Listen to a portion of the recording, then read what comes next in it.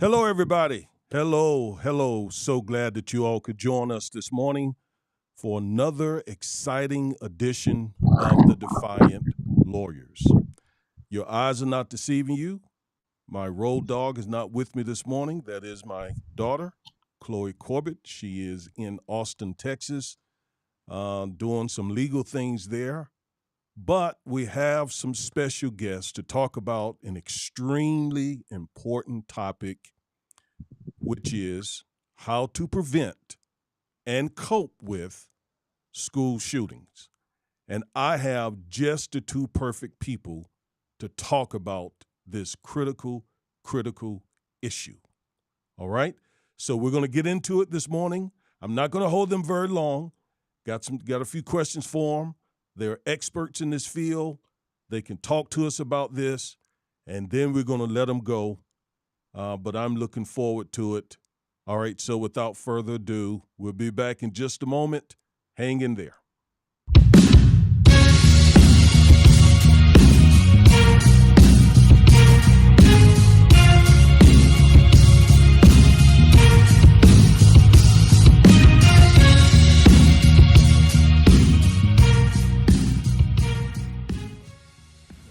All right, all right. We are back. Thank you for hanging in there with us.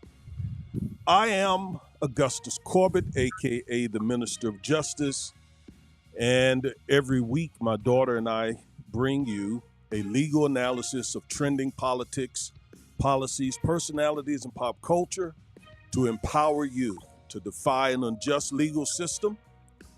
If you're not a subscriber, please subscribe, share, like, comment, engage with us. We do this each and every week for you. And again, we appreciate all that you do to get our YouTube channel and podcast out to the masses. All right, so like I said, we're going to talk about a very, did I say very? Very important matter. And it is school shootings. We're seeing all over the country many school shootings. In fact, we've had several school shootings here in the DFW area that we will talk about as well. All right, so with all that said, yes, thank you, Mr. and Mrs. Joubert, for joining me this morning so that we can talk about this. I got I want to do you all a very just introduction before we get started, because these two folks are eminently qualified to talk to us about this topic. So we have the Jouberts, Mr. and Mrs. Joubert, brother and sister Joubert for me. Been knowing these folks for a number of years now, and they are fine folks. Fine folks. Very fine folks. The beautiful face in the picture is Cassandra Joubert. Cassandra is a certified school counselor and licensed professional counselor for the state of Texas. Her experiences include working with individuals and couples and children, working in trauma care and outpatient setting, teacher, school counselor, counseling and foster care system, currently working at a residential clinic with clients dealing with substance use disorders, transitioning to EAP counselor. And so, as I told you, she's eminently qualified to talk to us about how to cope with school shootings. Now, to talk with us about how to prevent them, I have her husband, Wendell Joubert. I'm from the country. We say Wendell, but I heard him say Wendell, so we'll say Wendell. He is a 29-year educator who has served in various roles such as teacher, head coach, athletic director, district level committee chairman, associate principal, and principal. Served as CEO of Gut Check basketball camp, camps serving is that Coshada tribe in Louisiana? Did I say it correctly? Correct. Yes. All right. Community mentor who helps individuals find and keep their jobs. Wendell and Cassandra Jubert, married for 27 years with 3 children, ages 23, 18, and 16. And there is one of those children is a very fine golfer. They're all fine children. One can swing that stick. So we probably talk about her very briefly here in a moment. These folks are committed, dedicated Christ followers, and their ministry experience include youth director, home group leaders, and leadership development. So I told you, these folks are classy people in a great service to our community. So again, this is Wendell and Cassandra Jubert, and they have graced us with their time this morning. And I'm not going to belabor this any longer. Let's get right into it. Before we get started, let me give you all some data, some stats here. Okay. All right, just a second. I want to pull up my screen here. Hopefully this is right. Here we go. Yes. All right, there have been 373 school shootings since Columbine. There have been 12 school shootings this year that resulted in injuries or death. There have been 156 such school shootings since 2018.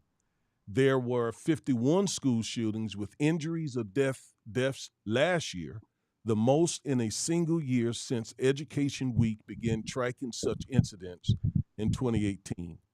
There were 35 in 2021, 10 in 2020, and 24 each in 2019 and 2018.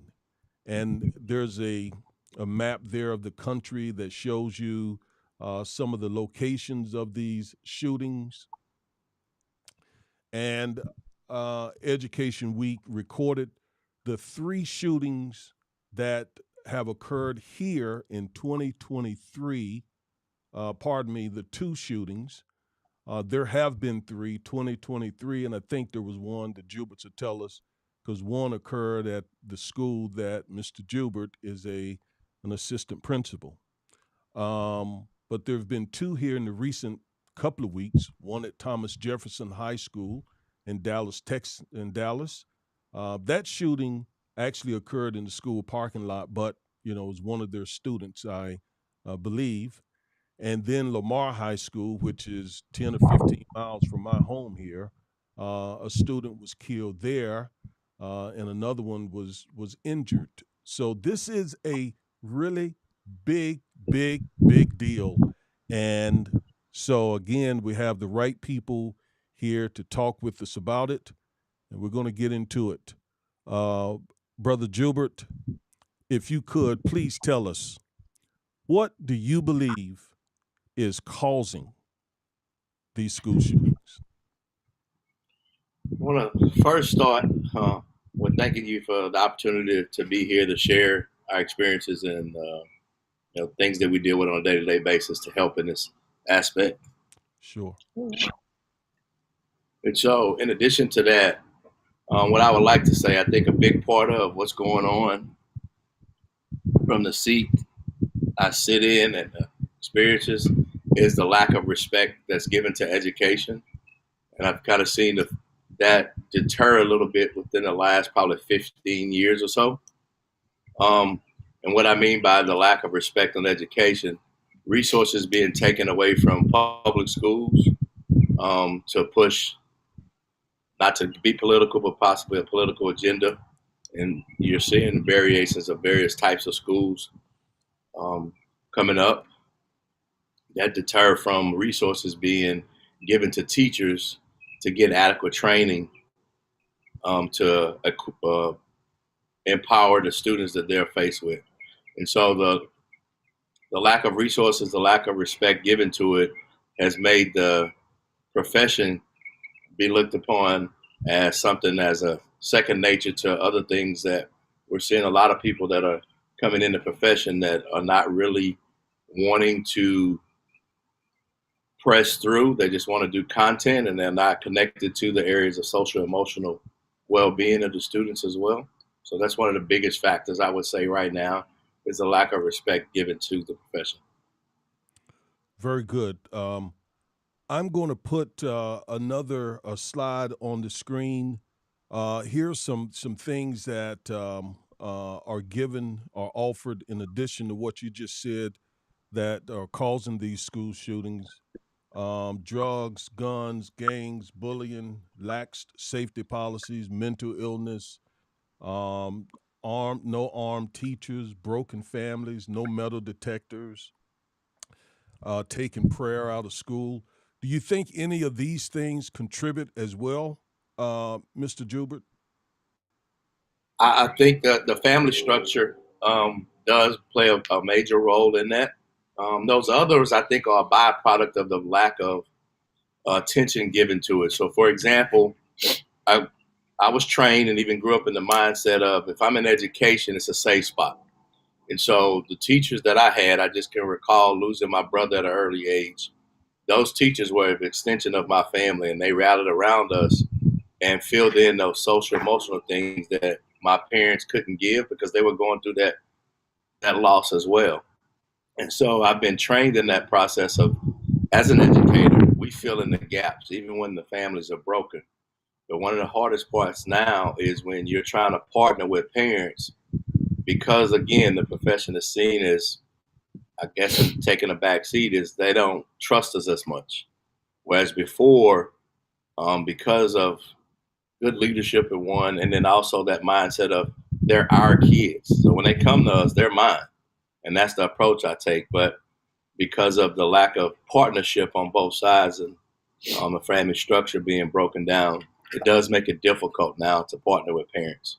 And so it seems like that part leads to kids being involved in all those other activities outside of school because the families are broken, parents are working more jobs and they're not at home. And so it leads to kids needing connection. And the biggest part with schools, I've, I've seen throughout research in 29 years is that if kids are connected to school and they have a place, as far as for some type of club or sports or whatever, they have a tendency to not be involved in these types of issues and situations with violence. Miss Joubert, could you opine on this as well? What do you think are some of the causes? Um, what he was saying about the lack of respect, also, I mean, God built us for connections, for community, for relationships. And the studies have shown that when kids are involved in sports or team activities, any kind of form where they can relate to each other and have adult mentorship as well as the discipline that comes with them being in interaction with others and competition and learning those skills necessary for team building, that they fare better in life and they're less likely to get into outside things that you know teenagers can't really think about in their head. They don't think about the consequences of having premarital sex or the consequences of using drugs. But we were made for connection. That's what God made us, for. And we need community. Community is essential to being human. And I see this in substance use disorders. A lot of times, I mean, it's done alone. It's when parents, not saying that they're doing it on purpose, but in America we have this need to grind, this need to achieve, this need to accumulate material. And what happens when that happens is that some things are going to be left by the wayside. And I think sometimes our children are left, alone too much inside, and they are not equipped to handle the emotions that come through the schools and through their friends and peer pressure. And who do they talk to? Who are they talking? They're talking to each other, and they're not giving good advice to each other. I'll just say that. So, what I'm hearing you all say, and I love it, is schools should be a safe place, should be a sanctuary, should be a place where kids can come and get some of what they're not getting at home. Get that sense of community, get that sense of support. Um, if they're getting those things, then they're less likely to act out violently and so forth. That is exactly what I believe, and it's so refreshing to hear um, educators and therapists um, say these things because many teachers just don't seem to have, many educators don't seem to have that attitude. But I'm so, just elated to hear that coming from you all. Um, Now, you all had as I alluded to earlier, you had a school shooting, Mr. Jubert, at the school that you lead. Um, can you talk about that a little bit?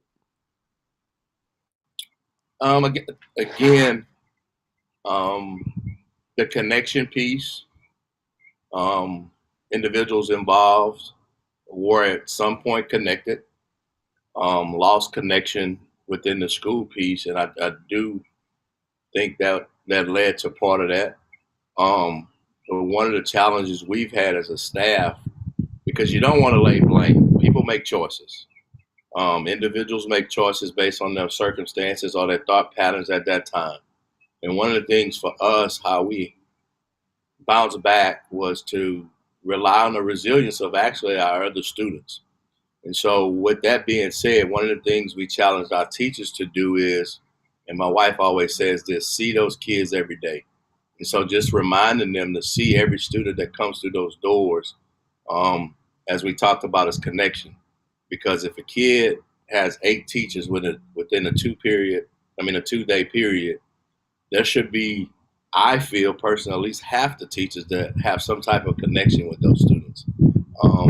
We know sometimes it's difficult, but for students to not have someone in the building, adult wise, that they feel comfortable enough to say, hey, I have all these things going on, going back to that safe place. I think that was part of it. However, I don't want it to make it seem like I'm laying blame on the adults.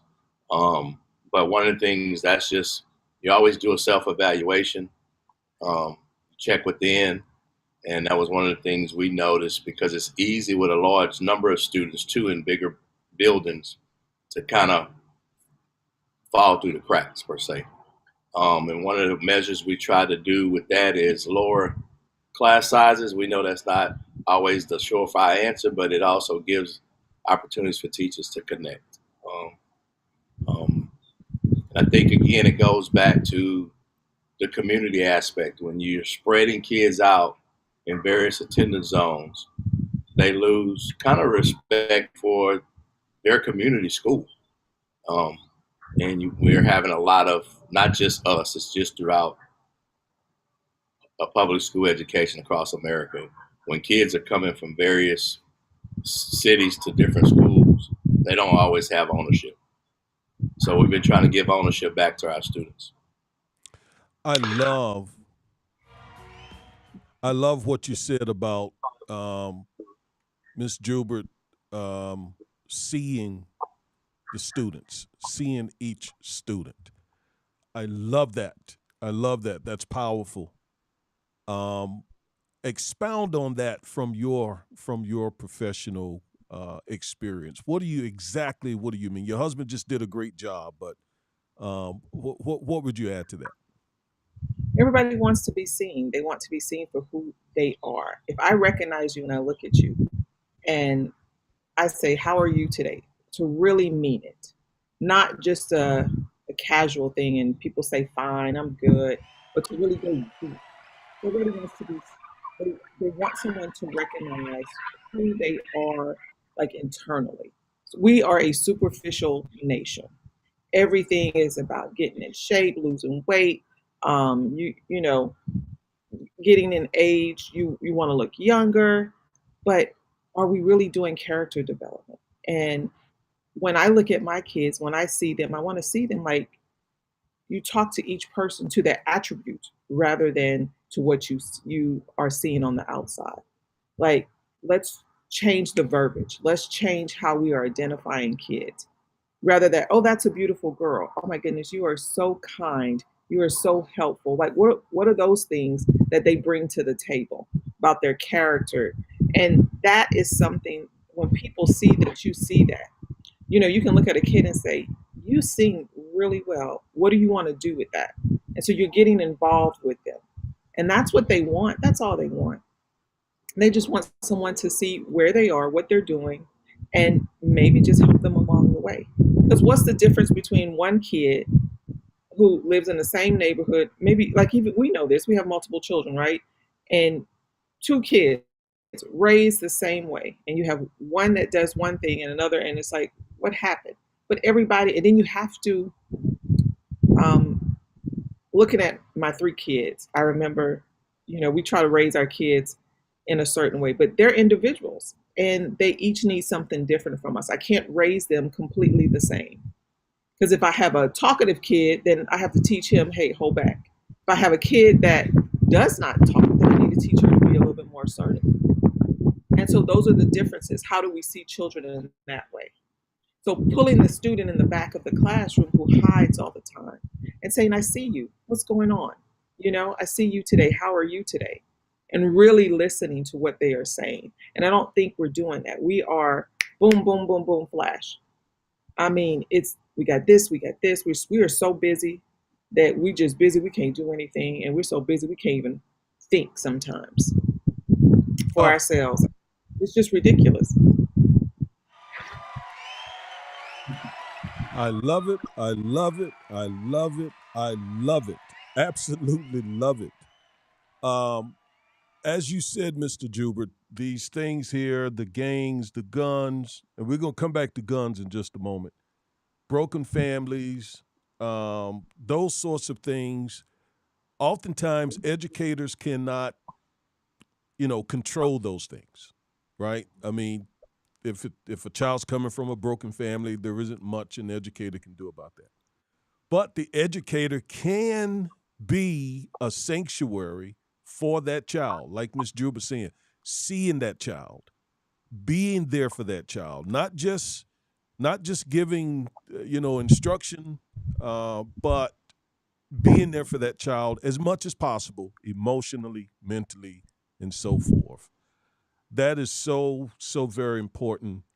If folks don't hear anything else, I pray they hear that there. See the child. See the child. See the child. Every child wants to be seen. Every child is dealing with a certain set of circumstances that you may be able to help them get through it, right? And Mr. Joubert, you said you don't want to just blame parents because, these kids are making their own choices and so forth. And I agree with that as well. But if you're going to teach or be an educator in today's system, you got to, just sort of take the good with the bad. Some of these kids are going to be coming from those circumstances. Even kids in suburbs, right, in the suburban communities. Guns. My wife and I were talking. When I was many years ago, when I was in high school and junior high, we didn't think about taking guns to school. Now I'm a huge Second Amendment defender, huge, but I'm all for keeping guns out the hands of these kids. How are they getting guns? Why are they bringing them to school? How are they getting them in the schools? I mean, that's an issue as well. That seems to me to be an immediate issue while as we try to address the issues that you all are bringing up. Mr. Joubert, what do you say about that? The guns, the easy access to guns that these kids have. I think a big part of it, from what I'm hearing, because I ask questions to students, money sometimes now with the shift in suburbs and kids having money, the lack of awareness from adults around them. Kids see a lot of things on social media that make it fun, to play around with those things as toys sometimes, because I'm asking kids, what's the fascination with that? Because growing up like I grew up in the state that, one of the hunting capitals of the world, we learned gun safety early on, but the thought to bring it to school, like you said, was never in the front of our mind or the back of our mind, and then much less bring it to harm someone. So I think the access that they have in the suburbs and the stuff that they are indoctrinated with from just TV, the media, everything seems to be okay, because I think the moral compass has shifted a little bit as well. There was a time when you may not have believed wholly in what the Bible said, but there was a moral compass of, I'm not going to harm someone because I'm, disagree with them. Or if you did it in a manner that, I'm not condoning fighting by any means, but you did it in a way, okay, let's get out 1 minute in and then get out of it and shake hands and move on. Yeah. Like I said, don't agree with that, but on the same hand, that was kind of the mindset of it went back to, I'm not trying to take your life. But to answer your question fully, I think it's the mindset. Because what's happening, there's a big shift in society, and suburbs look different. And again, that's no slight on anybody trying to do and find things better for their kids. But just because I'm finding better and having more access to resources, I still have to shift in my mindset on what's important for safety, what's allowed, and what I'm going to be aware of as a parent. And so what I've even had to do is not make the assumption that kids just know certain things anymore. So I ask, well, because there's free access to guns and drugs now, you got little stores selling these things. What's allowed in your home? Well, my mom and dad does certain things. Okay, so I start there instead of making the assumption that mom and dad is against certain things. Some things are allowed at home. So I've had to shift the way I think, and I try to train my staff to think different as well. Hey, don't assume this kid is coming from a situation, even if both parents are there, that parents are not okay with them having access to guns, so that's kind of the shift there. Just being educated a little bit more, don't take things for granted, and then unfortunately, like I said, the access that they have to guns is too easy now. Too easy. What do you think schools can do to keep guns out of the building? We've gone to Wanding, and you and I had to share some thoughts on that piece, because for one, as an educator, going back to my original thought, what schools were sanctuaries, I never wanted to feel like I was in a place where I had to feel like prison, where if I got to wand kids and go through metal detectors and do all that, well, I didn't sign up for that. And so I had to shift in my thinking. And so those types of protocols are in place in most places now. But also, again, I go back to the connections, because there are some kids that I know, not necessarily where I'm at, but some colleagues of mine have shared, because the connection with a coach or a teacher, they've shared, hey, you know what? I've been carrying this. I want to let you know I need help. And so when you dig deep and you connect with kids and providing them back with the opportunity, man, this is your school. So your school is like your house. It should be safe, and pointing them back to that direction. So those measures, like I said, metal detectors, but also, again, the connections. So where kids will feel safe enough and say, hey, you know what? I'm kind of caught up in this situation. I need help. Ms. Joubert, I pull something on the screen now. This is a conversation that was had between a journalist and two associate professors, a professor and associate professor, about the profile of people who do shootings like this. And here's what one of those professors said. There's this really consistent pathway. Early childhood trauma seems to be the foundation, where violence in the home, sexual assault, parental suicides, extreme bullying. Then you see the build toward hopelessness, despair, isolation, self loathing, oftentimes rejection from peers. That turns into a really identifiable crisis point where they're acting differently. Sometimes they have previous suicide attempts. Would you agree with what the professor described there as the sort of the profile of a person who may end up doing a mass shooting or a school shooting? Someone again who has experienced early childhood trauma, and the home is having all types of issues, which then turns into hopelessness, despair, and so forth. Would you agree with that assessment? Yeah, I can, and it also leads to unhealthy patterns of dealing with stress. How do we deal with the obstacles in our lives? And so you see this even with substance use. They may turn to drugs or alcohol, and the isolation piece. I mean, is key. And if they feel like sometimes mass shooters, if they deserve something and they don't get it, because I'm not sure if we are teaching our children. I want to say this for everybody because it's just not on the schools. Like wherever kids are, adults need to take in hand and see kids. If you're a coach on a little league team or if they're doing ballet, we've seen the horrific things that have happened where adults sometimes are in charge and kids get hurt. So who are we protecting?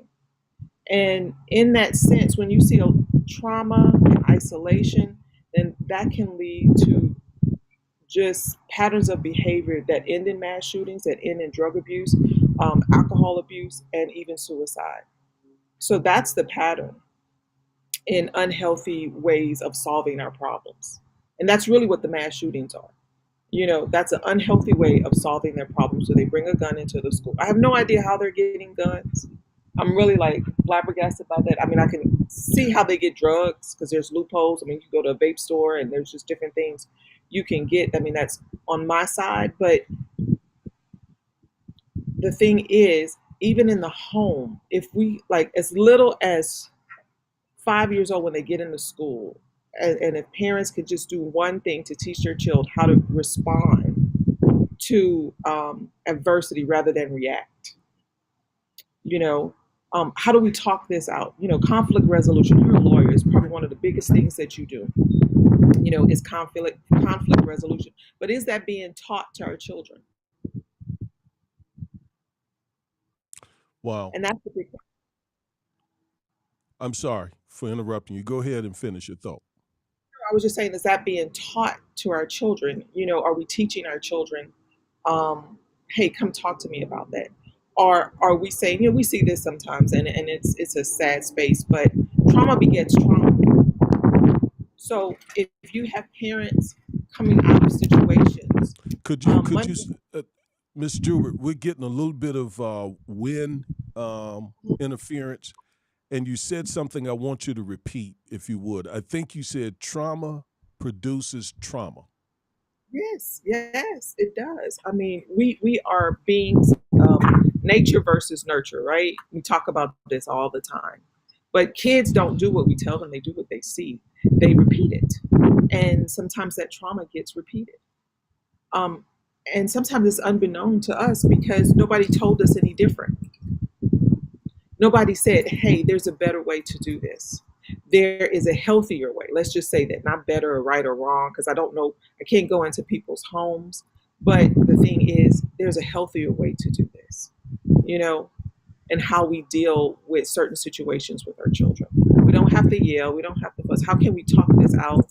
How can we responsibly teach our children how to manage their emotions? And that's hard.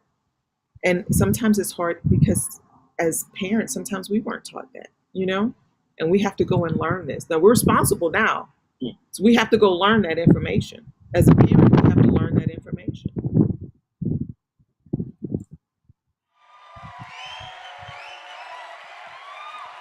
What you all are saying, I think the big takeaway from this discussion this morning is when you all said, see the children. see the children.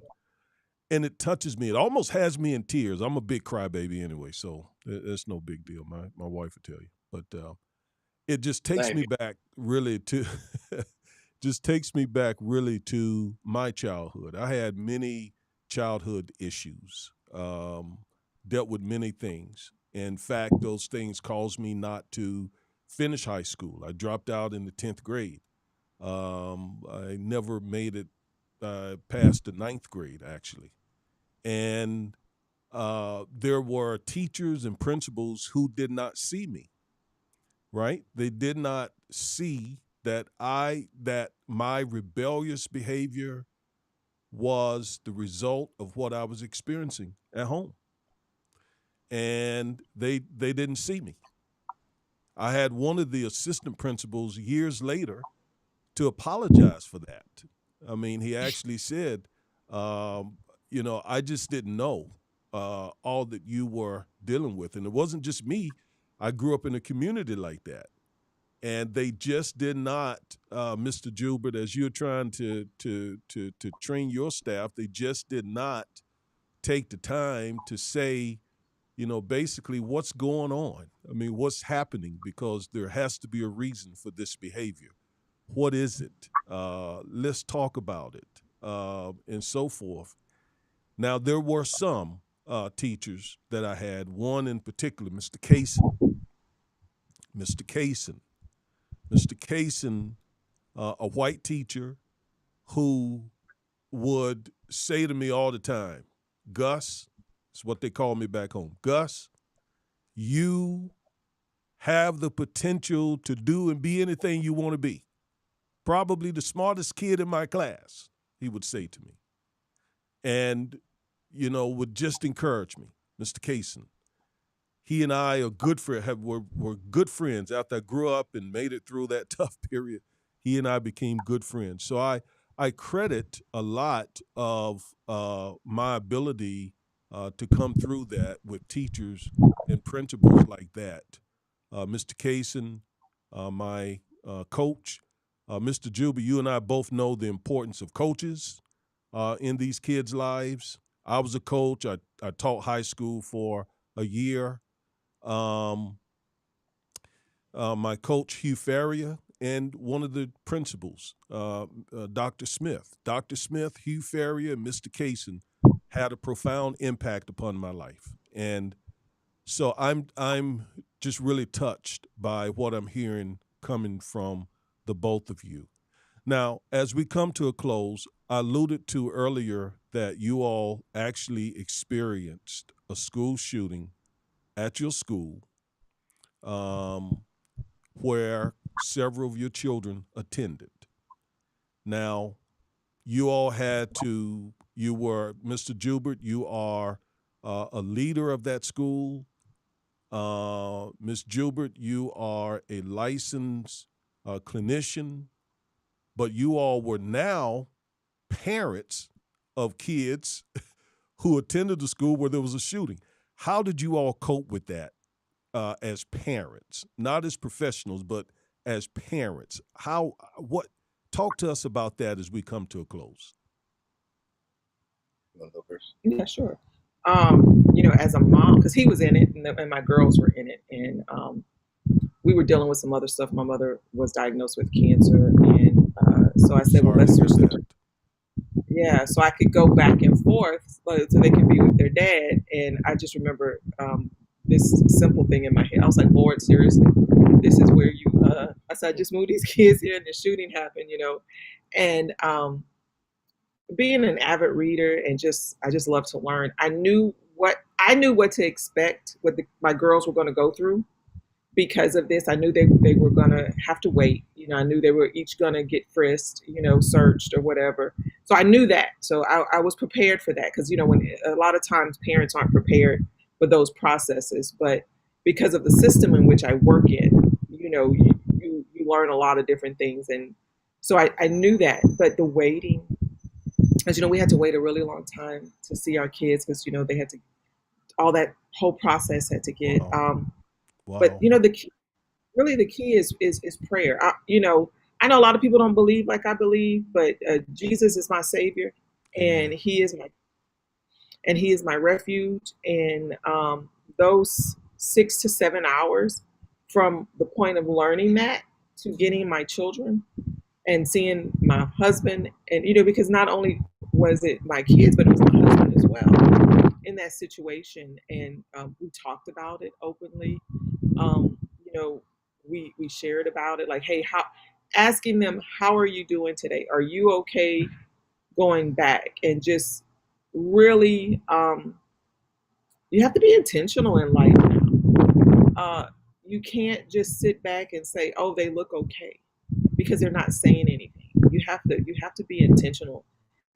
And um, but sometimes in that piece, you got to let them talk about it, because they talk to me. I wanted to know, but I'm a clinician as well, so I know the effects of those things and acute trauma. And we talked to the girls. I think he was more affected than my girls, because they didn't hear the shots. They were in the classroom. One was on the other side of the classroom. One actually was right below the hall. She was downstairs. But just, you got to talk to your kids. And if you don't know how, that's okay too, because we don't. Everybody is not prepared for that kind of situation. So that's okay. So if your child needs professional help, that's okay too. And you can get professional help at many different places. You can get it from a counselor, you can get it from a support group, you can get it from church, you can get it from your community centers. There is a plethora of places where you can go and your children can process this type of information, like what's going on in their head. And I think we're not utilizing that, to say that this is where you can go. So as a mom, and just in general, I'm relieved that they're fine. But we talk a lot. And I would ask them on a regular basis, are you okay with that? Are you having any effects on that? Even when the year came up, we went through a lot of the stuff again. Like, how was that at school? Did you feel like you were triggered by anything? And those are the things that you have to do. We have to talk to our children. We really have to talk to our children. We think our children really need us in those early ages, and they do. But I will tell you this as a parent, between 12 and 21, and especially between in the high school years, our children need us more than ever, because the states say you're legal at 18. Your brain's not fully developed. You have no life experience in the sense on making critical decisions, but you can sign any paper they put in front of you, and it's legal. And that's when they really need us to stand with them and support them throughout life. You know. Well, Mr. I Gilbert, won't get. before you tell us how you dealt with that, let me add some context here. My son actually went to high school where you were one of the leaders, and I met you through my son Caleb. He came home one day and said, Dad, there was this man at the park who we were playing basketball, and he's just like you. I mean, he came out there and he said to all of us, he said, okay, young men, all right, so here's what I expect today. I expect this, I expect that, I expect this and the other. And he came home and told me how you took, charge of those young men who were out there playing ball after school that day. And I said, I love it. I got to meet this man. That's my kind of man right there. And so when that school shooting occurred at your school, Mr. Jubert, that was the school that my son graduated from and played ball at. And when I heard about that shooting, you were the first person I thought about, and I reached out to you immediately. Um, and it that was just very close to home. Again, my kid, we went to that school many times, for ball games, for activities, what have you. And wow, here it was right in my backyard. So, yes, please talk to us. How did that impact you? That, I mean, as both a parent, I primarily want to hear as a parent. You probably got Yeah, some legal restraints and you can't talk about it too much as a principal. But as a parent, Yeah, how did it affect you? I don't have the emotional space to retrace it right now because I didn't realize when you brought it up how it would catch me. But um, I will start with the unique. I'll say unique. When everything started, we're trained to take shelter, but in that moment, it's fight, flight, or freeze. I mean, I know that, but my response was I got to protect everybody. And so, with that being said, there's some things that transpired, but immediately I went praying. I said, Lord, you got me. Psalms 91:1. And he immediately directed me to where I needed to go. And ironic as it seems, I actually kind of got pushed into, not physically pushed, but directed to go into a classroom that happened to be where my oldest daughter was. And in that moment, I assured them that we were safe at that time because I had that information. But hindsight was my daughter needed that at that time. So God saw fit that she could hear my voice and I could tell them, you guys are safe.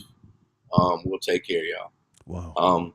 And then once going through all that, I think the parent part for me was tough watching my kids who were actually victims of what was going on coming out, even though I know the procedure, with their hands up and being frisked and touched in ways that, law officers have to do that. But I was angry because they didn't do anything wrong. And I know it's protocol, but again, I was angry just about the situation. Um, and not just my own, but hearing my youngest say, Daddy, I know Sissy's good, but I won't be good until I see her back at the place where we're unified. Because they came out at almost about an hour apart from each other on different buses. And so that in itself just caught me. Um, and like I said, it was more anger at that moment because, again, man, this is our school, this is our community, how dare, and not even so much at the individual, but it's like, how dare this go on at our place? Um, And so afterwards, the biggest thing for me and I'll say what my wife did. I hit the door, and when I'm saying buckets of tears to see them again, um, to know that they were safe, it just it shows God's goodness. It shows His protection. And even though some people were harmed in that, it's still thank God that there were no fatalities. Um, but again, as a parent, I think one of the other things that really stood out for me was to adults that said, "Hey, I need to see your kid because your kid comforts me."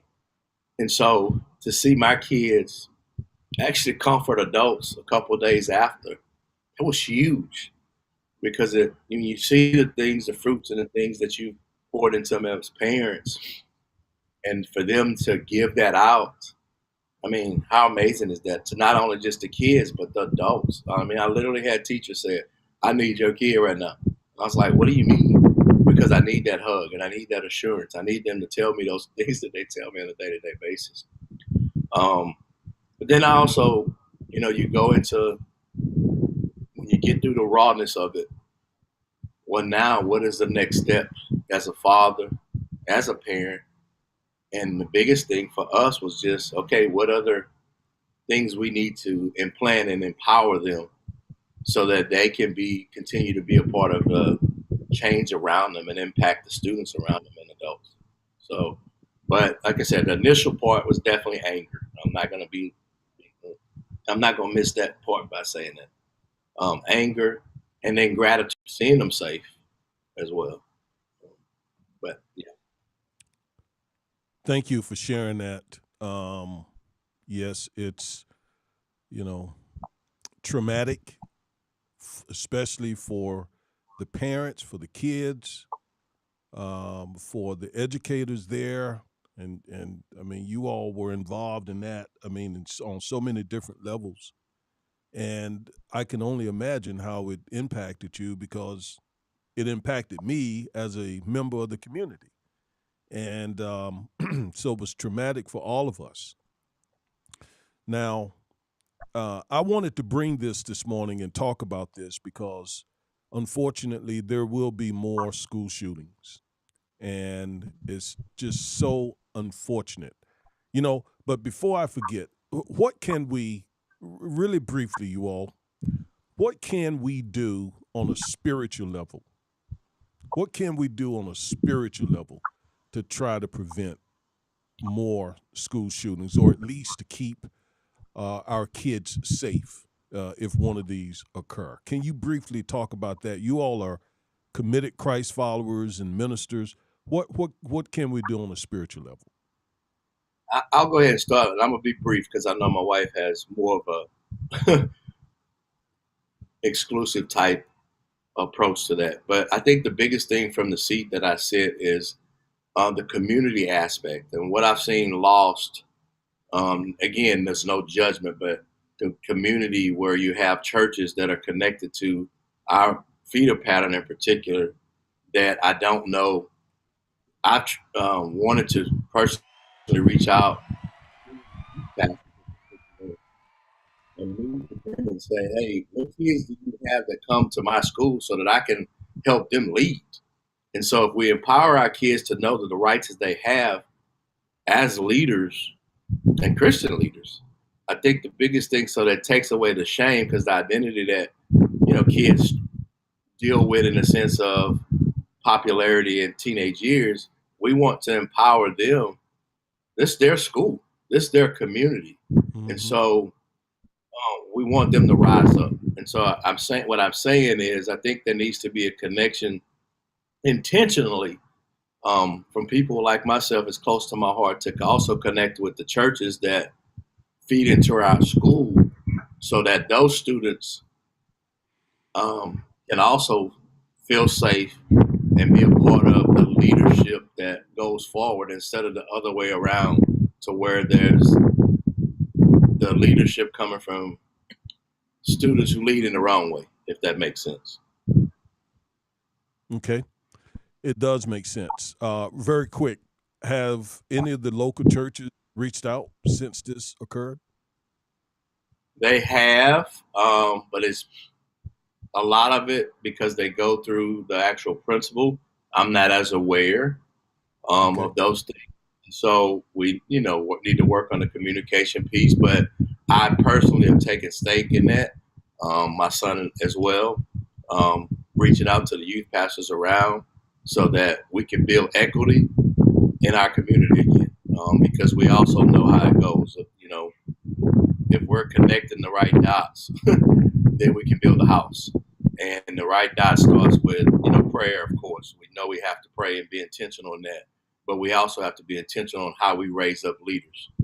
Part of our time, my wife and I, in the leadership role as youth directors, one of the biggest things we did was empower students at a young age to know what they can and can't do when they went into schools, as far as like starting a Bible club, get a sponsor, because there's all other clubs that start, but also other things that they can do to impact their friends and not be ashamed of their gospel and their love for Jesus. And so I think if we continue to empower kids at an early age, it doesn't have to be when they get to high school. You start it early, they can do it. And I'll give a quick testimony of one young lady years ago, was 14 years old, did the CU at the pole, had 200 or 300 people show up that first time. She's like, well, can I do this again? I'm like, sure, you could do it every Monday. And she started having 400, 500, 600 kids show up every, Monday morning to do a quick little Bible study. And so them having, and it changed a lot of what went on at that particular school. So that's one way. Ms. Gilbert? Prayer is essential. It's like, if you're a Christian, then prayer is essential to life, like water is to us. And so as a mom, that's the key. But also, here's the key. The key is, when we train our children up, then we need to direct them to God, so that in those times of stress and struggle, that they're not looking for me to pray, that they know how to pray themselves. And teach them the Bible at a very young age. I don't know, Caden was going to kindergarten, or maybe even early. And I said, Lord, how do you want me to raise him? He said, teach him my word. And so I've been doing that with my kids for years, teaching them the word, teaching them how to petition God and thank God, and so that their relationship with the Father is strong. And know who your kids are with, know the parents, know the families, because is the key is community. And so, I remember growing up, and when you have the neighbor who says hello to you and supports you, comes to your games, that those things are key as well. But for me, prayer, Jesus, church, getting involved, like he was saying, teaching the kids how, to get involved in school. And then, as I think, if the kid is walking in a manner where they have a peace about them, I think that'll draw other kids to them. And because, nowadays I hear, well, church is boring and Christianity is boring, you can't do anything, but that's not true. You can have wholesome fun and it still be fun. You don't And how do we solve our problems? And teaching our kids at home how to solve problems. And if you don't know, then you go learn. I had to learn. We all have things in our background, and so I think one of the things is what your parents give you, you build on that, because everything is not right every generation, right? So you take those things out, you learn a better way, and you keep moving forward with that. And it's about continuing to move forward and not staying stuck in one set mindset, because sometimes those things don't work. And say, well, if this is not working and I'm getting this same behavior, what do I need to do as a parent to change? Because sometimes it's not the kid. Sometimes it's the way I'm reacting to the kids, maybe defiance. Like you said, a lot of your stuff had to do with the trauma in your background. And maybe if somebody would have asked you at that moment, hey, like you say, Gus, what's going on at home? You know, Boom. And thank God that it made a difference in your life. You turned it around and now you're giving back. But some kids don't have that. I'll just be honest with you. I have heard some of the saddest stories that make me cringe as a therapist. There's a lot of people that don't have anyone. They will tell you, I don't have any friends. Nobody speaks like that into my life. And so they're lost. They're lonely. They're getting pushed to the wayside. And so what's going to happen with that? Nobody's talking. The community, we're online. Nobody's talking face to face anymore. And so you can't read tone or anything like that. But the key, honestly, for me and my family is prayer and teaching my children the word.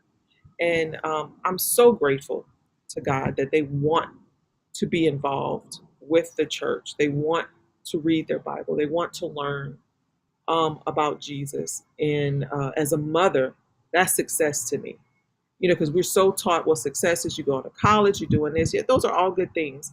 But if my kid doesn't have a relationship with Christ, what's life? What is the Amen. point? Amen. Thank you all so much. One of our faithful community members, 6'3", says, it's not a spiritual problem. It's a political problem. And 6'3" probably didn't hear you all say in the very beginning, you, Mr. Jubal, especially where you said that there is a disrespect of education, a lack of funding. So there is not the commitment from some of the political leaders, locally, statewide, nationwide, to give education the type of resources that it needs to provide the sanctuary that they have explained to us. So we believe that that both are actually problems. That there is definitely a political big part of this, and there's also underneath all of that, sort of overshadowing all of that, there are some spiritual issues. And so we wanted to get into that as well. Do keep in mind, in addition to being an attorney, I'm also a preacher. So committed Christ followers. So yeah, when we talk about these kinds of issues, we're definitely going to sometimes get into the spiritual context of it all. Can Listen, I talk thank you. Yes, go quick? ahead, Mr. Jubert. You said political. One of the things I've noticed too throughout the years, and I've tried to help our kids, for example, not just my own, local and state government affect us the most. I'm not saying federal doesn't. And so, like, for example, our streets in the neighborhood have been kind of, beat up or whatever. And I went to neighbors on one of the streets away from us here. And I said, have y'all called the city yet to, get it fixed? And they're like, no, I thought they just going to show up. And so the awareness of that piece also leads into what we're talking about schools. So if you aren't as concerned about the street in front of your house where your car is getting beat up and, grass and just, even if you wanted to resell, I always would tell, that's Caleb and them, keep the property value up. That's why I'd always talk to those young men that way. There's certain behaviors that let your property value go down. And so those are things too, if you take pride in even your homes and your streets, then you take it into the school part as well. So that's just one thing I wanted to also throw in there. And then the last comment I wanted to make, like yourself, you said you didn't have people around you, but I always tell people as well, even though my kids have what we think is good here, they still need other people around them to help support. So with that being said, all kids need to be seen and they need everybody connected to help. Well, when you talk about community, people like yourself, that's why I celebrated when Caleb told me about you and how you were in charge out there at the playground. And there are other men that are in the community who also looked over Caleb and looked after Caleb and yourself and others. That's a big part, and I appreciate you all just bringing all this attention to that aspect of preventing school shootings. Community and more resources, seeing each child. I really hope that that's the takeaway that you all get. You here in our community, every child needs to be seen. See every child. See them. Talk with them, connect with them. Community, let the classroom be a sanctuary.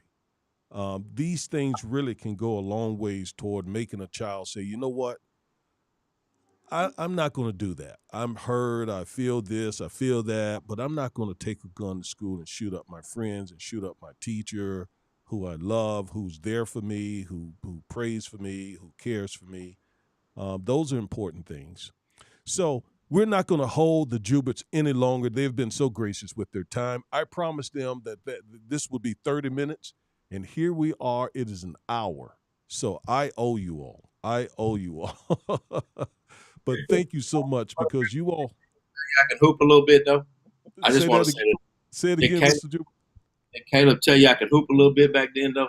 Oh, yes. I, in addition to being a coach and so forth, I know there's some basketball there.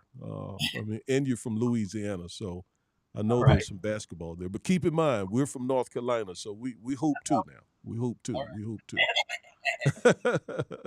So anyway, thank you all so much. We're going to let you all go. And let's see here. I'm going to end this show at this point. Any parting words from you all? Anything you want to say? Want to close us out? Thank you for having us, and just have be intentional to care and to see everyone around you, because if not, then the therapist is going to have to see them when they're adults. Wow. To see, really. Thank you. Mike. Thank you so much. Mr. Jubert? Mic drop on that. I don't have anything else to add to that. Yeah, mic drop definitely on that. What I got for that? There you go. All right. You all have a good one. That's the end of today's show. Thank you all for tuning in. And we hope that something was said to help your community not experience one of these school shootings. They are horrific. You hear about them on television and your heart goes out, but when it's in your community, it is something involving your children, your friends, your community members. So hopefully something was said today that again, would help you get involved and get engaged and try to prevent the next school shooting. Thank you. We're out of here. See you all. Peace. Bye. Love. Soul.